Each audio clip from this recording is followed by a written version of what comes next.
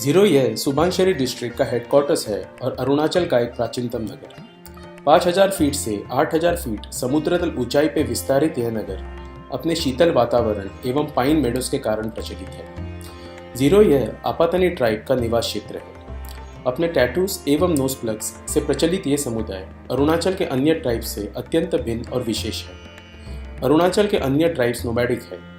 वे एक स्थल में 4-5 साल निवास कर ड्राईलैंड कल्टीवेशन से अपनी जीविका चलाते हैं, जो जंगलों का शालन कर पर्याप्त किया जाता है। किंतु आपातानी एक स्थल पर आजीवन निवासित हो परमानेंट वेटलैंड कल्टीवेशंस का प्रयोग करते हैं। जीरो में स्थित होंग आपातानी का एक मॉडल विलेज है, जिसे यूनेस्को वर्ल्ड हेरिटेज साइट्स के नॉमिनेशन प्रति one of the most favourite स्थल माना जाता है। आपातानी समुदाय के व्यतिरिक्त यहाँ आपको विश्व के सबसे बृहद स्वयंभू शिवलिंग के दर्शन होते हैं। 25 फीट ऊंचे और 22 फीट चौड़े इस लिंग की खोज 2004 में प्रेम सुब्बा नामक एक लकड़ी काटने वाले गृहस्थ द्वारा हुई थी। जीरो में आयोजित वार्षिक संगीत उत्सव का अनुभव भी अत्युत्तम होता है, जहां देश के विभिन्न क्षेत्रों से युवा अपनी कला का प्रदर्शन करते हैं। होंग विलेज को स्वयं भेंट दे किसी आपातानी परिवार से मिलाप कर ज्ञान अर्जन करने की संभावना हमारे लिए न्यूनतम थी। इसका कारण यहाँ बढ़ता पर्यटन और आपातानी समुदाय का इस प्रति संवेदनशीलता एवं कुछ मात्रा तक प्रस्तापित होता कमर्शियलाइजेशन। इस कारणवश हमने रात्रि में अपने इको रिजॉर्ट के मैनेजर से किसी एक्सक्लूसिव आपातानी परिवार से भेंट एवं हमारे ज्ञान अर्जन के अध्यास की इच्छा प्रकट की। उन्होंने हमें प्रातः 6 बजे रिसेप्शन पर मिलने का आदेश दिया। वे हमें रिजॉर्ट से 4 किलोमीटर अंतर पर स्थित ताओ ताबे नामक ग्राम में ले जाने वाले थे। इस ग्राम में एक वृद्ध आपातानी जोड़ा पारंपरिक घर में निवासित एवं वे इको फार्मिंग करते हैं। इनको आबा और आने इस नाम से भी संबोधन करते हैं। हम प्रातः 6 बजे सज्ज थे। वहां से हम कुछ 1.5 किलोमीटर प्रयाण कर उस पश्चात ट्रैक करने लगे। हमें 3 किलोमीटर के ट्रैक द्वारा एक लघु पहाड़ी का आरोहण अवरोहण करना था। दर्शकों को मैं यह सूचित कराना चाहता हूँ कि इस ग्रह को भेंट देने के प्रति एक मोटरेबल रोड भी है, किंतु इसका ज्ञान हमारे गाइड को नहीं था। वाहन में बैठ पिछले 10 दिन की यात्रा थकान के कारण हमें मोटरेबल रोड के ज्ञान उपरांत भी इस ट्रैक प्रति मन में कोई विशेष आपत्ति नहीं स्थापित हो रही थी। हम ट्रैक के आनंद ले 1 घंटे पश्चात आबा और आने के घर पहुंचे।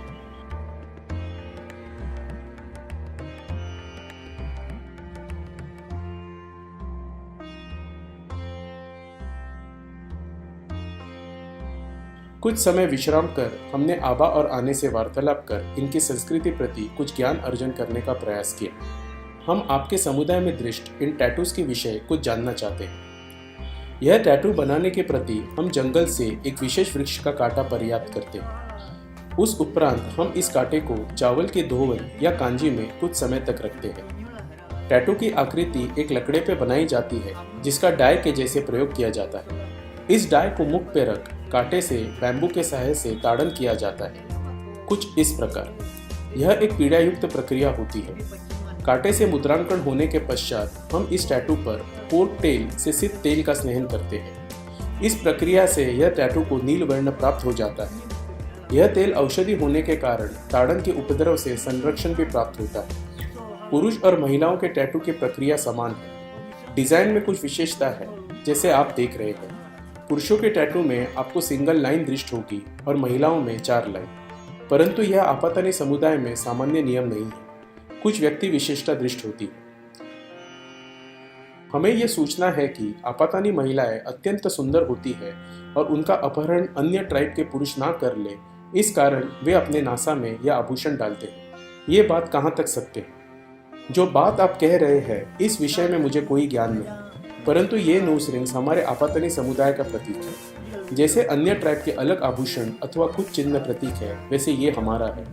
ये नोज प्लग्स महिलाओं में 10 वर्ष की आयु में प्रथम प्रस्तापित किए जाते हैं। सर्वप्रथम बैम्बू से नासा में छोटा छिद्र किया जाता है और उस पश्चात 1 मास तक उसे ऐसे ही रखा जाता है। उस उपरांत उन छिद्रों में हम केन से बने छोटे प्लग्स प्रस्तापित करते हैं। शनय शनय समय के साथ इन प्लग्स का आकार बढ़ाया जाता है। आपके समुदाय में विवाह किस प्रकार संपन्न होता है?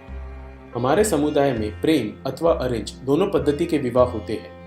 विवाह का प्रयोजन चाहे जो भी हो, परंतु विवाह संपन्न पूर्व हमारे समुदाय के लोकल प्रीस्ट को घर निमंत्रित किया जाता है, जहां युवा युवती का परिवार भी होता है। प्रीस्ट कुछ मंत्रों के उपरांत ग्रह के बाहर जा एक मुर्गी की बलि देता है और उसके हृदय का रंग देख निर्णय करते हैं कि यदि यह विवाह सुखदायक होगा कि नहीं। इस निर्णय को सभी मानते हैं। हमारे यहाँ डाउरी का सिस्टम नहीं है, किंतु यदि कोई भेंट देना चाहे तो उसे अनुमति है। उदाहरणतः हमारे विवाह में मुझे एक मिथुन और एक टाव भेंट मिली थी। क्या आपातनी समाज में महिलाएं धान से मदिरा बनाती है?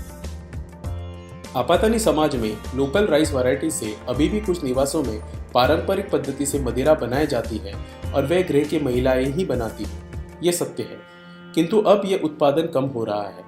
परिवारों को नशे के विपरीत परिणामों की अनुभूति आ रही है।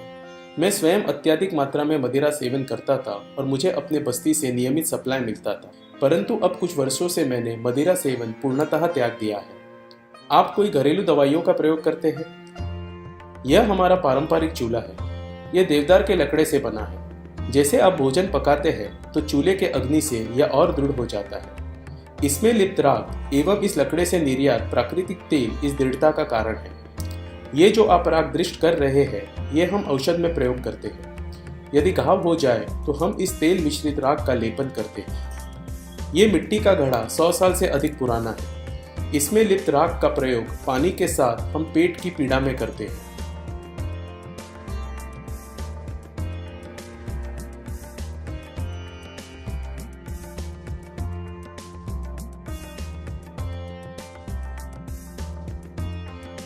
आबा आने और उनके परिवार से वार्तालाप कर हमें अत्यंत सुखद अनुभव हुआ। हम संतुष्टि से उनकी आज्ञा ले हमारे वाहन प्रति प्रयाण कर पड़े।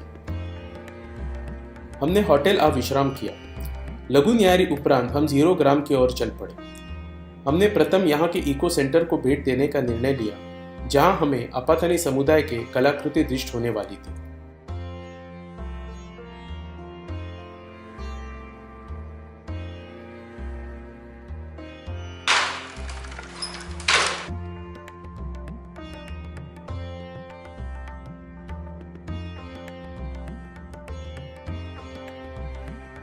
इको सेंटर विजिट उपरांत हमने 0 के मार्केट में भोजन किया।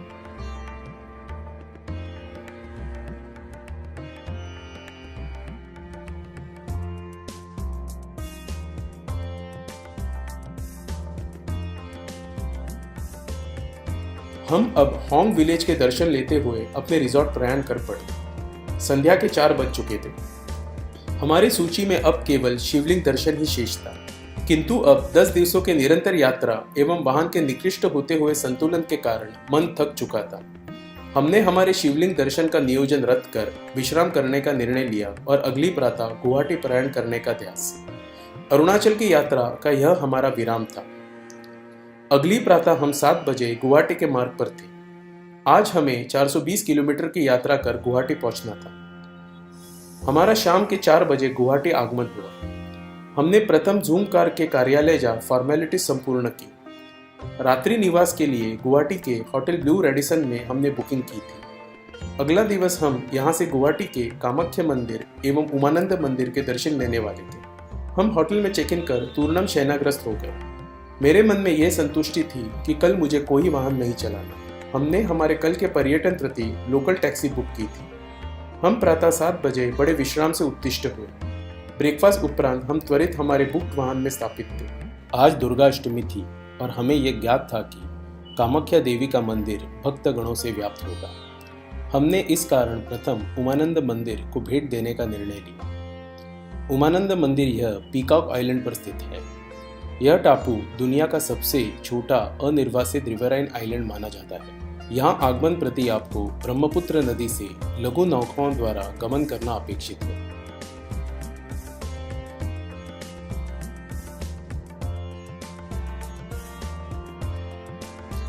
उमानंद ये भगवान शिव का मंदिर है, तथापि इसकी स्थापना 17वीं शताब्दी के अंत में अहोम राजा गदाधर सिंह द्वारा की गई थी, किंतु पुरातन मंदिर 1897 के भूकंप पश्चात जर्जर हो गया था।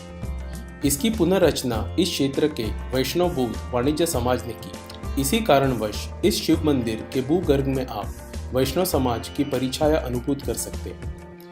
यहाँ शिव जी अपने भयानंद स्वरूप में वास करते हैं। कलिका पुराण के अनुसार यह वही दिव्य स्थान है जहां शिवजी ने कामदेव को भस्म किया था जब उन्होंने उनकी एवं माता पार्वती जी की तंत्र योग तपस्या विचलित की थी। उमानंद मंदिर जिस लघु पहाड़ी पर स्थित है उसे भस्मकूट के नाम से भी संबोधन किया जाता है। कलिका पुराण के विवेचन अनुसार यहाँ स्थित कुंड अप्सरा उर्वशी का निवास स्थान है और वे यहाँ अमृत वहन कर संपूर्ण कामाख्या नगरी को प्रसादित करती है। इस कारण इस टापू को उर्वशी आइलैंड भी कहते हैं। मंदिर में आप विभिन्न देवी देवताओं के शिलाशिल्प दृष्ट कर सकते हैं, जिनमें मुख्यतः गणेश जी, शिव जी, देवी, सूर्य देवता एवं विष्णु जी अपने 10 अवतार में दृष्ट हैं।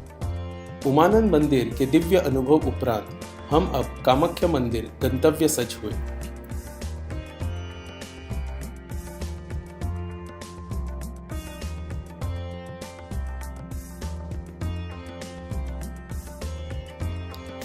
कामाख्या मंदिर यह 51 शक्तिपीठों में से प्राचीनतम शक्तिपीठ है।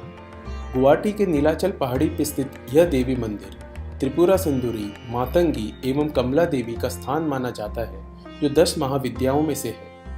तंत्र साधकों के लिए ये एक अत्यंत महत्वपूर्ण धार्मिक स्थल है। कलिका पुराण अनुसार इस स्थान पर शिवजी की भार्या सती जी की योनि स्थापित हुई थी, जब उनके मृत शरीर का छेदन विष्णु जी के चक्र द्वारा हुआ था।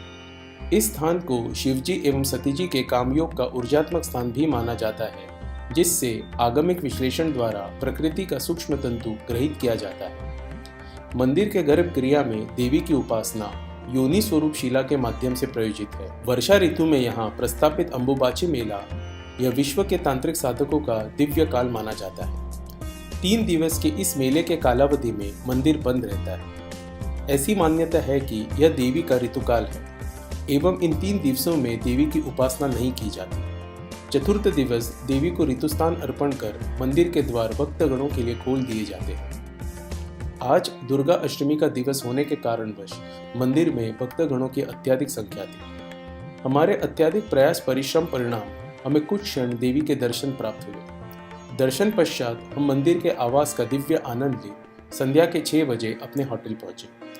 रात्रि भोजन कर हमने अपना सामान पैक किया और शयनाग्रस्त हो गए। अगले दिवस प्रातः हमारी मुंबई पुनर्गमन की फ्लाइट थी।